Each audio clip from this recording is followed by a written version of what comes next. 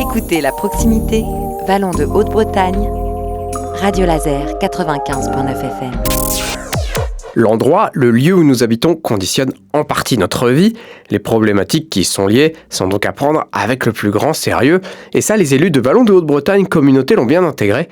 Dans ce contexte est lancée la Maison de l'Habitat, un lieu ressource pour répondre à vos questions.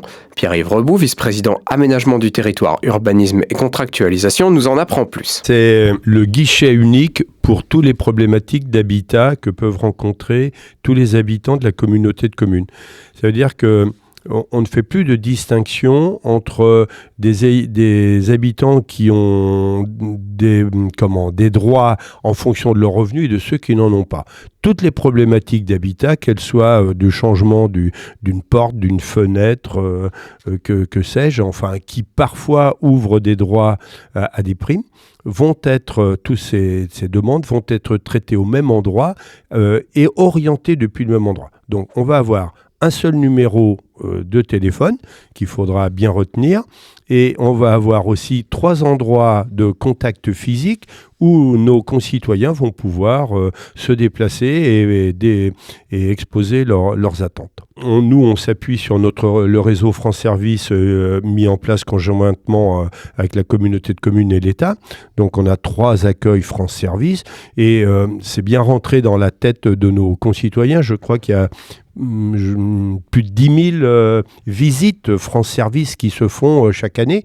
10 000, vous vous rendez compte? Ça veut dire que sur 45 000 habitants, si chacun est venu une fois, ça fait un quart des habitants qui s'est déplacé chez France Service. Je pense que c'est pas tout à fait ça, mais en réalité, on ne veut plus perdre les habitants, les gens, dans de multiples papiers qui égarent au final et qui finissent par décourager. Alors, pour ajouter, je pense qu'on vient de faire une bascule entre ce qui était une politique un peu sectorielle de l'habitat avec l'opération programmée d'amélioration de l'habitat qui a été lancée en 2024, voilà, et qui a aussi un fort engouement. Et maintenant, on est tout azimut. Donc, Maison de l'Habitat tout azimut, un seul numéro est supporté par la communauté de communes, et je pense que le président vous expliquera les moyens de financement et la volonté politique qu'on y met derrière. Dans la Maison de l'Habitat, on trouvera évidemment des agents de la communauté de communes, mais on y trouvera aussi des compétences de l'Agence locale de l'énergie et du climat, de l'ALEC, de l'Agence départementale d'information du logement qui est l'ADIL, d'un prestataire qui travaille pour préparer les dossiers qui s'appelle l'urbanisme. Vous voyez, c'est multi-compétences et c'est bien l'intérêt de la Maison de l'Habitat. Aude Quintin, chef de mission Habitat pour Vallon de Haute-Bretagne Communauté, détaille pour vous le genre d'informations que vous trouverez auprès de la Maison de l'Habitat. Alors, l'intérêt de la Maison de l'Habitat, c'est de pouvoir regrouper les différents professionnels qui assurent des missions d'information, de conseil et d'accompagnement pour les particuliers. Donc, on peut avoir des personnes qui souhaitent poser des questions parce qu'elles souhaitent engager des travaux de rénovation de leur logement. Donc, ça peut être de la rénovation énergétique, on en entend beaucoup parler. Ça peut être aussi tout ce qui est travaux d'adaptation des logements pour le maintien à domicile des personnes âgées, par exemple. Donc ça, c'est tous les questions de rénovation. On peut aussi avoir des usagers qui vont venir poser des questions sur leurs droits. On a aussi un partenaire qui assure des permanences à partir du 22 avril dans le territoire pour les informer les particuliers sur les droits et les devoirs de chacun en tant que locataire, en tant que bailleur. Toutes les questions juridiques en tout cas qui peuvent se poser, et on a aussi des permanences pour toutes les questions architecturales. Donc ça peut être pour un projet de rénovation, un projet de construction également, pour tout type de projet. On a donc le numéro unique de France Service qui constitue l'accueil téléphonique de la Maison de l'Habitat. C'est un numéro qui est bien identifié par les habitants, donc on s'appuie dessus.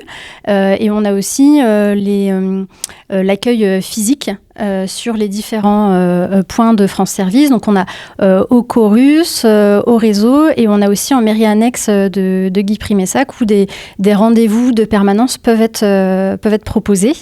Donc les rendez-vous physiques se font en prenant rendez-vous d'abord via le numéro unique de France Service. Une date à retenir pour la mise en fonction de la Maison de l'Habitat, et c'est Thierry Beaujoin, le président de Vallon de Haute-Bretagne Communauté, qui vous la donne. Oui, donc la Maison de l'Habitat, c'est une volonté des élus qui, suite à l'OPA, et aux modifications de l'État avec l'ANA notamment, qui nous a conduit effectivement à mettre en place cette Maison de l'Habitat qui ouvrira donc le 22 avril avec les différents services qui ont pu être annoncés. Donc c'est un coût pour la collectivité de 650 000 € de fonctionnement par an, qui est pris en charge à 50% dans le cadre de l'ANA environ. Et puis donc l'ANA investit quand même sur notre territoire pour une somme d'environ 3 millions d'euros, c'est-à-dire en travaux, donc qui représentera quand même auprès des artisans locaux, une manne aussi de chiffre d'affaires qui est important quand même, et donc qui va permettre à tout le monde effectivement de bénéficier de ce service sur le territoire. Le numéro de téléphone, donc c'est le 02 90 71 08 35 et l'adresse mail habitat@vallondehaute-bretagne toutattaché.fr. En attendant la mise en service de la Maison de l'Habitat, vous retrouvez toutes ces informations sur le site de Radio Laser avec le podcast de ce reportage.